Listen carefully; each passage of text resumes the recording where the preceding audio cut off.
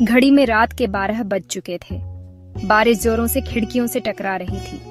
माया नाम की एक लड़की अपने कम रोशनी वाले अपार्टमेंट में बैठी हुई थी। वो एक किताब में डूबी हुई थी, लेकिन तेज हवाओं के कारण उसका ध्यान भंग हो रहा था।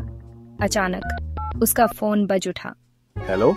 दूसरी तरफ से एक भारी धीमी आवाज आई, मुश्किल से सुनाई दे रही थी। तुम्हारी जिंदगी बदलने वाली है। और फिर सन्नाटा। फोन कट गया। माया फोन को घूरती रही। उसका दिल जोर से धड़क रहा था। उसने वापस कॉल करने की कोशिश की, लेकिन नंबर नहीं लगा। बेचैनी की एक लहर उस पर छा गई। कौन था ये?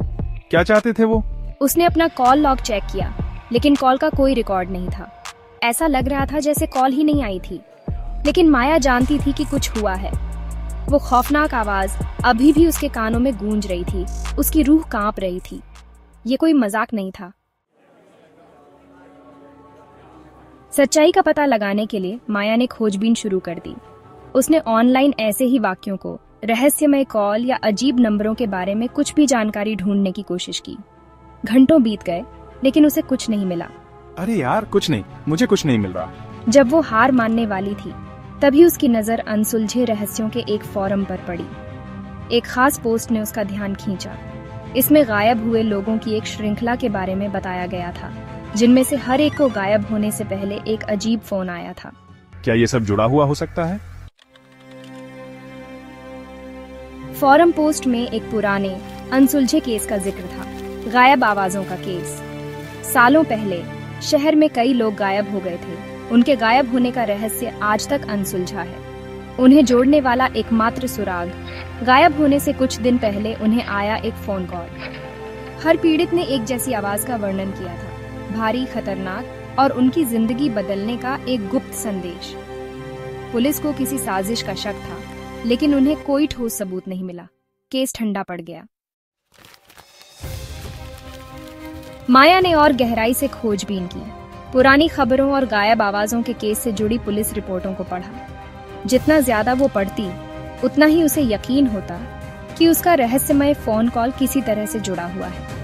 लेकिन कैसे? उसने पीड़ितों पर ध्यान केंद्रित किया, उनके बीच कोई संबंध खोजने की कोशिश की। वे सभी अलग अलग पृष्ठभूमि से थे, जिनका कोई स्पष्ट संबंध नहीं था। फिर उसने एक अजीब बात देखी। हर पीड़ित ने अलग अलग नंबर से कॉल आने की सूचना दी थी, लेकिन सभी नंबरों में एक बात समान थी, वे सभी बंद थे। उनका पता नहीं लगाया जा सकता था। जैसे जैसे माया मामले में आगे बढ़ती गई, उसे ऐसा लगने लगा कि उसकी निगरानी की जा रही है। उसने अपने अपार्टमेंट बिल्डिंग के आसपास अनजान चेहरे और गली में खड़ी अजीब कारें देखना शुरू कर दिया। क्या वो सिर्फ पागल हो रही थी या वो खतरे में थी? अपने बढ़ते डर को नजरअंदाज करते हुए माया ने अपनी जांच जारी रखी। उसे पता लगाना था कि कॉल के पीछे कौन था, गायब होने के पीछे कौन था। वो करीब पहुंच रही थी, वो महसूस कर सकती थी, लेकिन खतरा भी करीब आ रहा था। एक शाम माया घर लौटी तो उसने अपने अपार्टमेंट का दरवाजा खुला पाया। वो सावधानी से अंदर गई। उसका दिल जोर से धड़क रहा था। अपार्टमेंट में अंधेरा था, हवा में एक अजीब सन्नाटा छाया हुआ था। अचानक लाइटें टिमटिमाईं और साए में एक व्यक्ति खड़ा दिखाई दिया। माया हंफने लगी, उसका खून जम गया। वो व्यक्ति आगे बढ़ा और माया की आंखें दहशत से फैल गईं। ये फोरम वाला व्यक्ति था जिसने गायब आवाजों के बारे में पोस्ट किया था। इससे पहले कि माया कुछ कर पाती, वो व्यक्ति उस पर झपटा